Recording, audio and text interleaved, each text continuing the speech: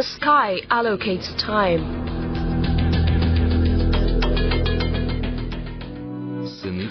All sons of men are born to die. Time is distributed in heaven. Approximately 60 parasangs from Almaty, converted from the Arabic measurement system, it's about 400 kilometers.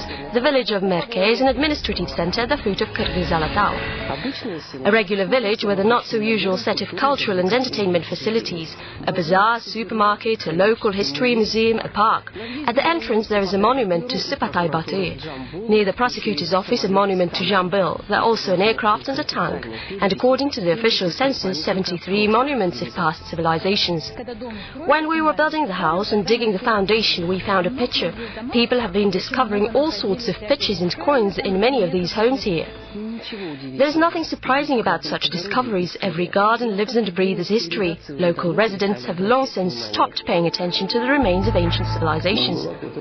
This place is called Mynbulak. The name was later changed to Merke. We have springs all over the place. There is another spring 2 yards down.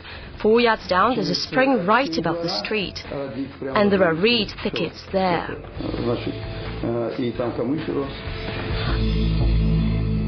Mynbulak, 1,000 springs, was a sacred land of the ancient Turks. And Merke translates from Farsi as the center. They say that in the 7th century AD, this area was the summer capital of the Western Turkic Khanate.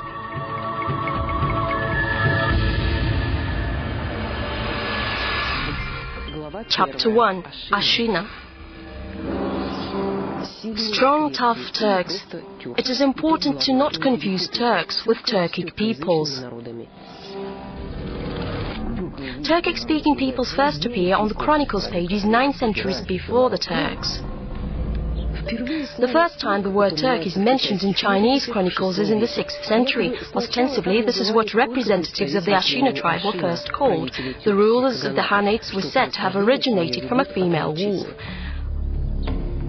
According to one version, Ashina is a Saxe word for blue. In the stories about the first Khanates, they were called Cock Turks, the blue divine Turks. The Turks had a tradition. A boy was given a name only when he was acknowledged as a full member of the society. Speaking in modern terms, when he got his passport, he changed his name. There was a child's name, and then there was an adult name, and the Hagans also had a posthumous name. For example, one of the most successful governors received the name Bilge Hagan, the wise and happy one. Go forth until the sunrise, turn right till afternoon, fly back to greet the sunset, move left until midnight. There, within these limits, all peoples are my subjects.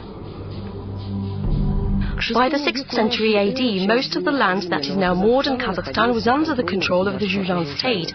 The Ashina tribe was also subordinate to the Zhujiang state and supplied it with iron and weapons.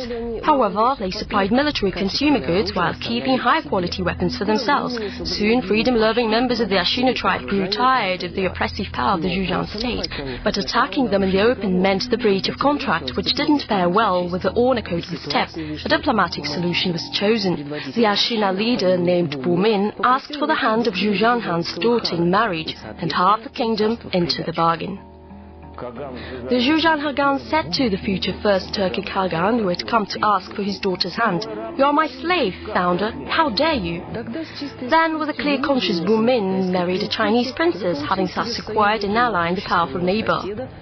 He ordered to behead a Zhujiang ambassador, and in the middle of the 6th century completely defeated the Zhujiangs.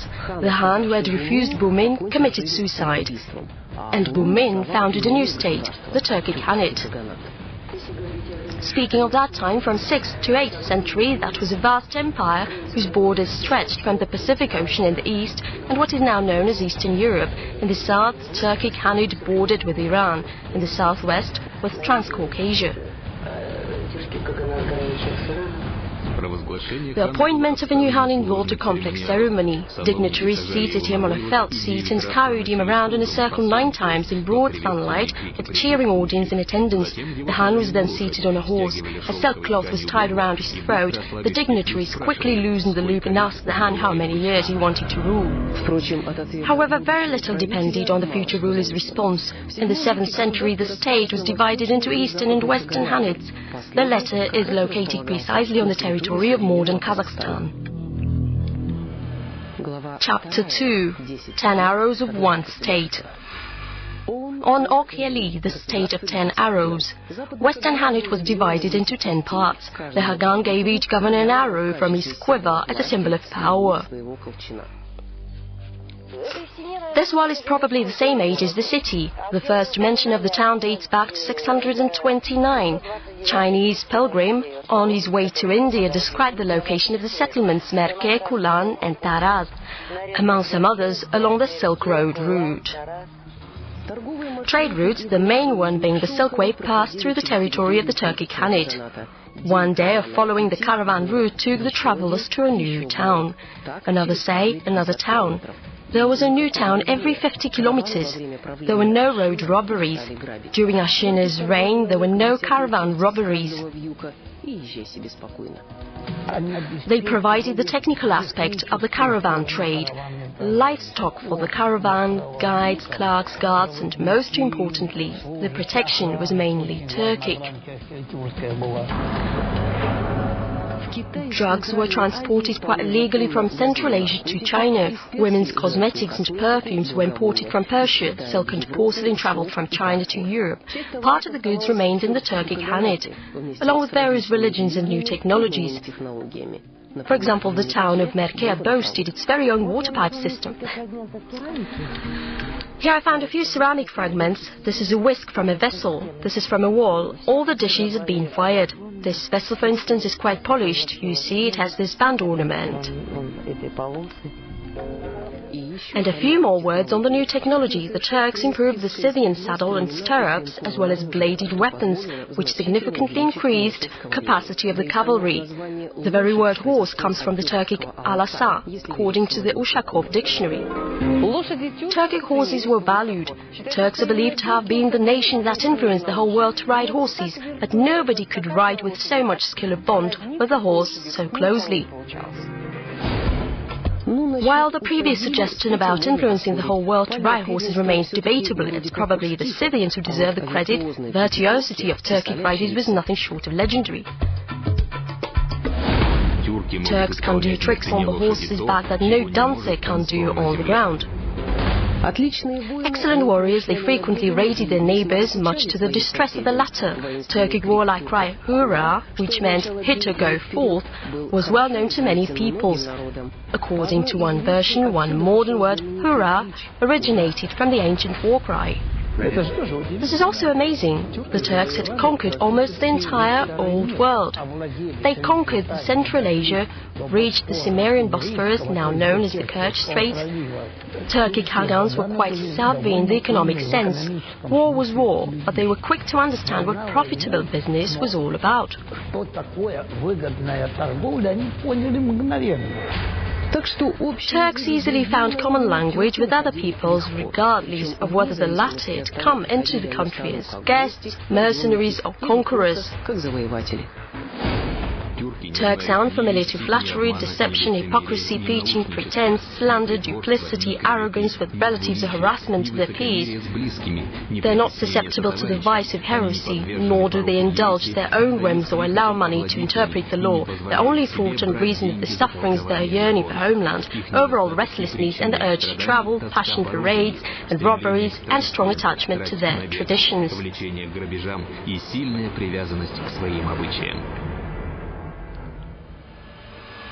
Chapter 3. El Eternal. There was a mosque, a Christian church and a Buddhist temple in Merke. Turks were not keen on the idea of separating peoples on the basis of their religion or race. They were tolerant to a fault to the point of being completely indiscriminate. That's what well-known researcher Lev Gumilov wrote about them. The Turks worshipped Tengri, the god of the sky, and his wife Umay, the goddess of the earth. For it is written, heaven has granted the authority to my father Khagan and my mother Khatun. Khagan is never mentioned alone as a public authority. there is a divine ruling couple in heaven and a human ruling couple on earth. Turkic women were not without rights. Moreover, the attitude toward them was particularly respectful and chivalrous. The son entering the earth had to bow first to his mother and only then to his father. In Turkic society, women were highly appreciated. A woman could even be entrusted with a powerful position. In some critical situations, women found themselves at the helm of the government. When Western Turkic Hanit began issuing its own coins, they had a portrait of the Hagan and the cartoon, the ruling couple. Byzantium began to produce the image of the emperor and the empress of their coins under the influence of Turkic numismatics. The woman of the great steppe was not merely occupied with household duties, she was the owner of the house. The only property husband owned was his weaponry, because he was supposed to die in the war. Rape of a married woman was punished by death. The seducer of a young girl was obliged to marry her immediately. Rape was considered one of the most serious crimes, along with mutiny, treason, murder and theft of a bound horse. However, this did not prevent the Turks from taking women into slavery. Men's deeds in this sense were often ignored. When warriors returned from successful campaigns, they brought back thousands of captive women. Upon capturing the enemy city, one Hanit took all women and girls that resided in the defeated Hanit. Moreover, freedom-loving Turks had a rather peculiar understanding of the word slave. Zhambyl Han was asked to assume the position of vassal in the Sui household. Zhambyl asked, "What does vassal mean?" They replied, "It has the same meaning as your word slave." The Han exclaimed, "I shall have the good fortune to become a slave to the Son of Heaven," and expressed his pleasure by presenting the ambassador with a gift. It is quite interesting that Turkic writing came about at approximately the same time as the Turkic Hanit, no later than the first half of the 7th century, which is evidenced by a Sogdigan letter, complete with characters that are similar to the ancient Turkic Tamgars. The Turks were a pastoral tribe, and it was a matter of great importance to find one's own Tamgar among the cattle, sheep, horses and camels. Each family had its own emblem. The word Tamgar has since migrated from Turkic languages into the Russian word tamozhnya, customs.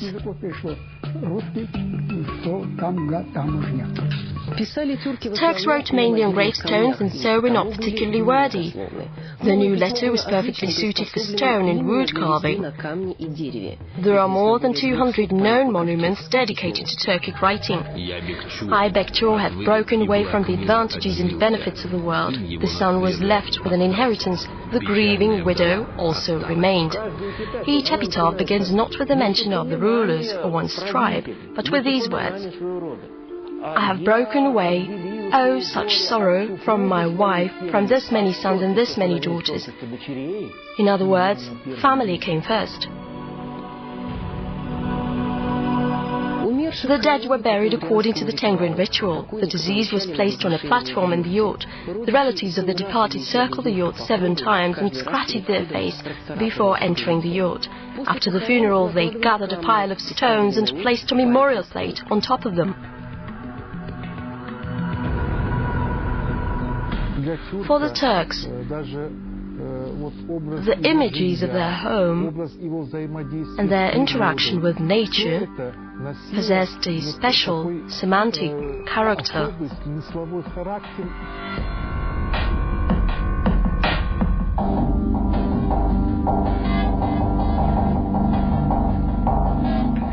This is a gateway to the sanctuary of the Merke Turks, the Mynbulak. On this large gathering of stones, there is a great number of Turkic Tamgars and features of the runic script. El Eternal was the name given to the state by its first ruler Bumin Hagan. But the mighty power created by a long spear and a sharp sword had only lasted 200 years. Go forth until sunrise, turn right till afternoon, fly back to greet the sunset, move left until midnight. May Turkic people never cease to exist. May the name and glory of the Turks live forever.